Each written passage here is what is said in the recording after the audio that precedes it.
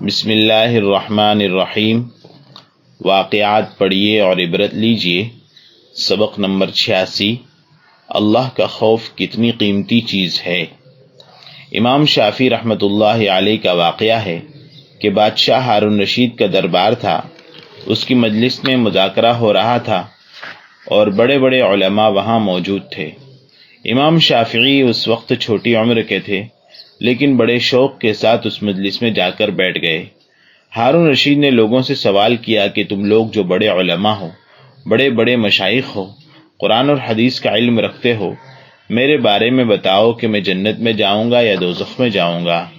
لوگوں نے کہا اس کا جواب ہم کیسے دے سکتے ہیں؟ قرآن سے مسئلہ تو بتا سکتے ہیں، لیکن کسی کی قسمت کا فیصلہ نہیں بتا سکتے۔ ہاں، احکام بتائے جا سکتے ہیں، زندگی میں انسان کو کس رنگ سے، کس ڈھنگ سے رہنا چاہیے، اللہ تعالیٰ کس چیز سے راضی ہوتا ہے اور کس سے ناراض ہوتا ہے، یہ تو بتا سکتے ہیں۔ لیکن یہ سوال کہ ایک آدمی جنت میں جائے گا یا دوزخ میں جائے گا، یہ تو غیب کی بات ہے۔ کسی انسان کے بارے میں قرآن و حدیث کا جاننے والا غیب کی بات کیسے بیان کر سکتا ہے؟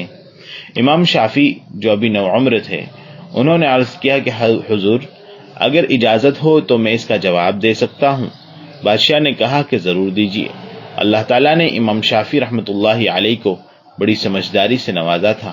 امام شافعی رحمۃ اللہ علیہ نے کہا، حضور آپ تو سوال کرنے والے ہیں اور میں جواب دینے والا ہوں۔ آپ اوپر بیٹھے ہیں اور میں نیچے بیٹھا ہوں، یہ کیسے ہو سکتا ہے؟ اس لیے آپ نیچے اتر آئیے اور مجھے اوپر بٹھا دیجیے۔ یہ اولیاء اللہ جو ہوتے ہیں کسی سے ڈرتے نہیں ہیں۔ بادشاہ ہو تو کیا ہوا، اس لیے کہ جو اللہ اکبر کی رٹ دن رات لگاتا ہو، ہر وقت اس کی زبان پر اللہ اکبر کا نعرہ ہو اور دل میں اس حقیقت کو جما لیا ہو کہ اللہ سے بڑا کوئی نہیں ہے، وہ کسی کو بڑا سمجھ ہی نہیں سکتا۔ امام شافعی رحمۃ اللہ علیہ کہنے لگے کہ آپ سوال کرنے والے ہیں اور میں جواب دینے والا ہوں۔ جواب دینے والے کا مقام اونچا ہوتا ہے، سوال کرنے والے کا مقام چھوٹا ہوتا ہے، اس لیے آپ کو نیچے ہونا چاہیے۔ بادشاہ نے اس چھوٹے سے بچے کی یہ گفتگو اور بات چیت سن کر کہا کہ اس بچے کو اوپر بٹھا دو اور ہمارے لیے نیچے کا انتظام کر دو۔ امام شافعی کو اوپر تخت پر بٹھا دیا گیا اور بادشاہ نیچے اتر گیا۔ امام شافعی نے کہا کہ اب آپ اپنا سوال پیش کریں۔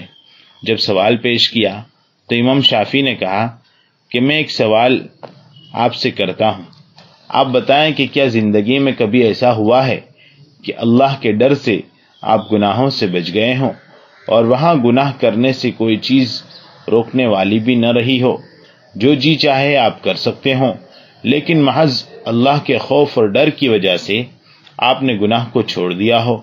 کبھی ایسی نوبت آپ کو آئی ہے؟ بادشاہ نے کہا کہ ہاں، بہت سی مرتبہ ایسا ہوا ہے۔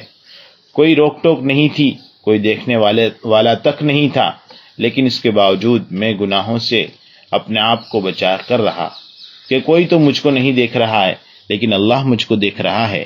جس پر امام شافعی رحمۃ اللہ علیہ نے فرمایا کہ اب میں آپ کے سوال کا جواب دیتا ہوں کہ آپ انشاءاللہ جنتی ہیں۔ لوگوں نے کہا کہ آپ یہ بات کس بنیاد پر فرما رہے ہیں اور اس کی کیا دلیل ہے؟ امام شافعی نے یہی آیت تلاوت کی، وَأَمَّا مَنْ خَافَ مَقَامَ رَبِّهِ وَنَهَى النَّفْسَ عَنِ الْهَوَىٰ فَإِنَّ الْجَنَّةَ هِيَ الْمَأْوَىٰ۔ جو آدمی اللہ کے خوف سے ڈر گیا اور اللہ کے خوف کی وجہ سے گناہوں سے بچ گیا تو جنت میں اس کا ٹھکانہ بنا دیا جاتا ہے۔ امام شافعی رحمۃ اللہ علیہ نے کہا، اس آیت سے معلوم ہوتا ہے کہ آپ انشاءاللہ جنتی ہیں۔